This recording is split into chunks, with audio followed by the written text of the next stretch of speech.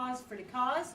And that's to remind people, if you haven't picked up your NDP Turn Left paper, they're at the back. But and of course we have been in the room where all the tables are. We have a literature table there. They're on it, and other literature around Socialist Caucus. But the pause for the cause is going to be a container passed around, and if anybody feels like or can afford to or whatever, if you could put a donation in, because these papers cost money and the table costs money. So if you could put a donation in for the cause, we'd really, really appreciate it to try and cover our costs. Thank you very much. John. Okay, greetings brothers and sisters and members and sympathizers of the Socialist Caucus. My name is John Orrett, and later on during the convention you'll have the opportunity to vote for me as treasurer of the party. I'm running for treasurer. Thank you. Brother Dufour has shown how capitalism is really lurching from one crisis to another. It's not a singular crisis, it's plural, it's ongoing. What I'd like to do is look at just key sectors of the Canadian economy and how they are being particularly affected by what's occurring in the last little while. And I apologize to anybody who was in the last meeting on the industrial sector in Canada. I'm going to repeat what I said there for 3 minutes because I'm going to start with the auto industry. Being from Ontario, we've been particularly hard hit by the collapsing automobile and auto parts manufacturing industries. Auto sales to the U.S. are Ontario's largest export earner, and it's by far the largest employer in Southern Ontario. Now, some people argue that the decline of the auto sector was totally caused by the financial sector meltdown. But this is not true. The events that led up to the decline in the auto sector have been going on for a full decade. Our auto trade surplus has gone from we had an auto trade balance of $14 billion 10 years ago. Now we have a $14 billion deficit. Employment in auto manufacturing and auto parts has been on a steady decline.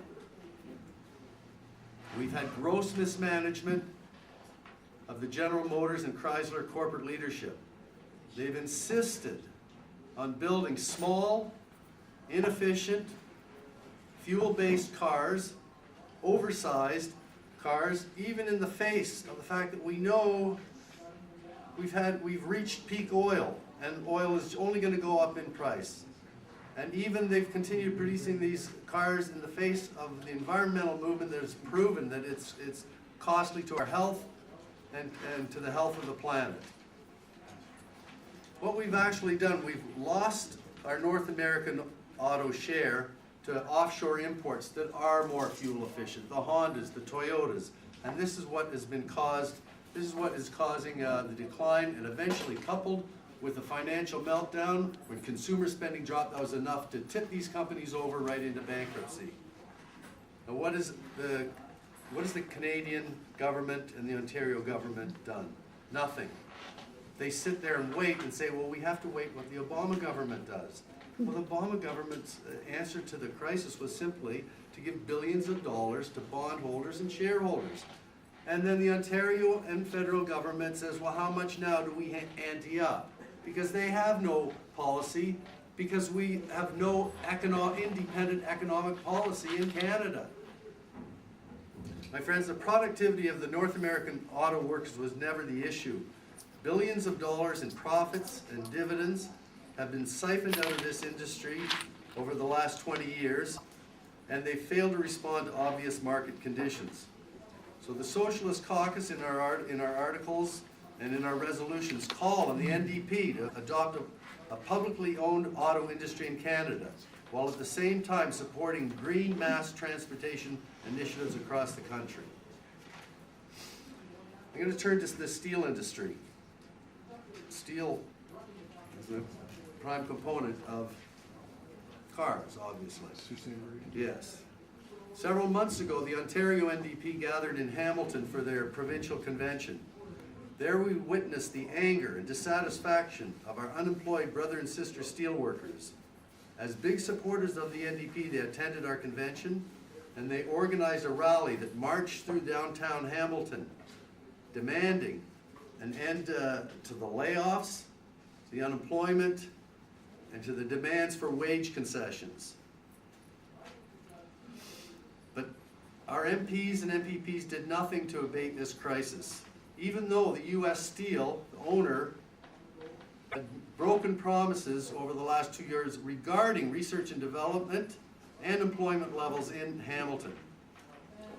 As I researched recent developments in Canada's steel industry, I found that in 2005, our three largest steel producers, Algoma, Stelco, and Dofasco, were all Canadian owned. However, over the course of the next 2 years, they were all sold off to international corporations with head offices outside of Canada. Algoma was taken over by SR Global Limited, based in India.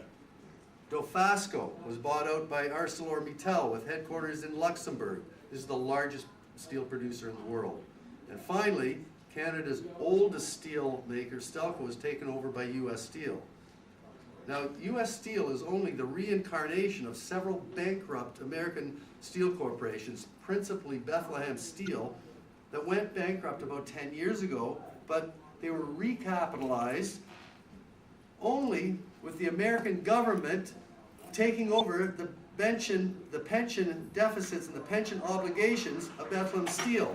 So what this really amounted to was an American government subsidized private corporation takeover of Canada's oldest steel industry.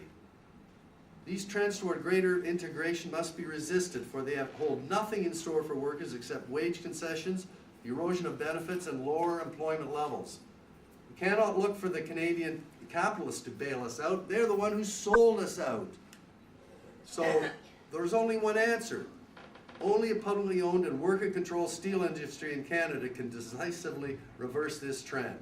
And we think in this crisis that when we're investing $8 billion or more to the auto industry, Stelco was sold for $2 billion. We could re-own Stelco by repurchasing back for $2 billion. So better own it outright, not give money to people who have already run the auto industry into the ground. I'm going to now turn to nickel. Nickel is used in conjunction with steel to make galvanized steel, and it's also basically the best light, hard material, and historically been used in battle armaments and shell casings, things like that. It's very, very hard and quite light. Tanks are nickel plated. Sitting in the heart of northern Ontario lies the richest nickel oil field in the world. The International Nickel Company, or INCO, has been the largest producer of nickel outside the Soviet Union and has been so since before the First World War. In fact, the set-piece battles and massacres that occurred in places like Passchendaele and Vimy Ridge could never have taken place unless INCO had been selling its nickel to both sets of combatants right up to the outbreak of hostilities. All the armor plating, cannons, shells, nickel from INCO, right up to the outbreak of the First World War. Enormous profits and rich dividends have literally flown out of the ground around Sudbury, Ontario. There's a long history of strikes at INCO that have resulted in at least a decent wage for those miners who work there, below the ground in dangerous conditions. But these wages and benefits are now under attack. In 2006, Vale Mining Corporation, headquartered in Brazil, paid $19.4 billion to take over INCO. So wrap your head around that. That's how big INCO is, $19.4 billion. Stelco was bought by $2 billion. The amount of loans we're giving to the auto company is $8 billion. INCO in 2006 was worth close to $20 billion, and it's actually worth more than that. Now, Vale INCO, as it is called, is experiencing a drop in the world price of nickel and a decline in demand. So what they're doing, they've got a stockpile of nickel. So the bargaining was up with the steel workers and the mining workers unions. they decided this is the perfect time, we're gonna go for more wage and benefit